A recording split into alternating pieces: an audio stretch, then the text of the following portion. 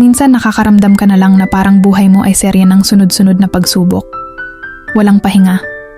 Walang tigil. Para kang nilalaro ng tadhana. Sinusubok kung hanggang saan ang kaya mong tiisin.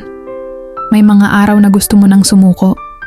Pero kailangan mo pa ring lumaban. Hindi dahil gusto mo, kundi dahil wala kang ibang mapagpipilian. Ang bawat pagkatalo, bawat sugat na natamo mo, ay paulit-ulit na nagpapadagdagan ng bigat sa balikat mo. At kahit pagod ka na, kahit napakabigat ng mundo sa'yo, kailangan mo pa ring ngumiti. Kailangan mo pa ring maglakad. Yung tipong parang walang makakaunawa sa sakit mo. Pero kailangan mong ipagpatuloy dahil may mga tao na umaasa sa'yo kahit hindi mo ramdam. At sa bawat luha at paghihirap, natututo kang maging matatag. Pero sa loob-loob mo, tanong mo na lang, kailan ba darating ang araw na pwede ka nang huminga ng malaya, na hindi nasasaktan, na hindi pinipilit na maging malakas?